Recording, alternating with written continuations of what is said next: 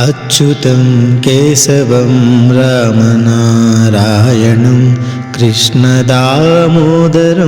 वासुदेवं हरिं श्रीधरं माधवं गोपिकावल्लभं जानकीनायकं रामचन्द्रं भजे। अच्युतं केशवं सत्यभामाधवं माधवं श्रीधरं राधिकाराधितम् इन्दिरमन्दिरं चेतसा सुन्दरं देवकीनन्दनं नन्दजं सन्दधे। विष्णवे जिष्णवे शङ्खिने चक्रिणे रुक्मिणी रागिणे जानकी जानये वल्लभी वल्लभार्चितयात्मने कंसविध्वंसिने वंसिने ते नमः। कृष्ण गोविन्द हे रामनारायण श्रीपते वासुदेवाजिता श्रीनिधे। अच्युतानन्त हे माधव दोक्षज द्वारकानायक द्रौपदी रक्षक।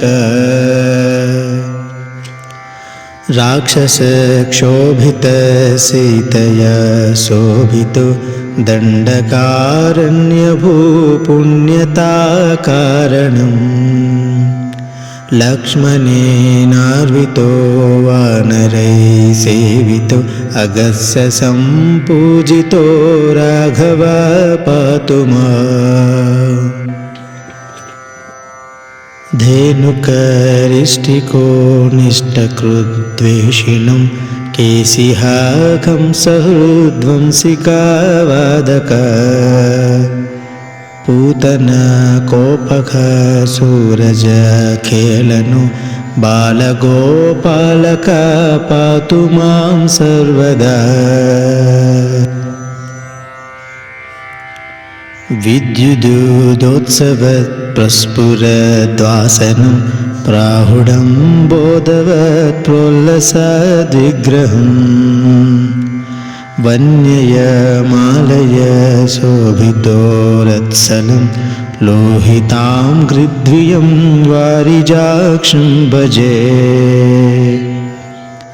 कुञ्चितकुन्तले भ्राजमानाननं रत्नमौलिं लसत् कुण्डलं गण्डये हारकेयूरकं कङ्कणप्रोज्वलं किङ्किणीमञ्जुलं श्यामलं तं भजे।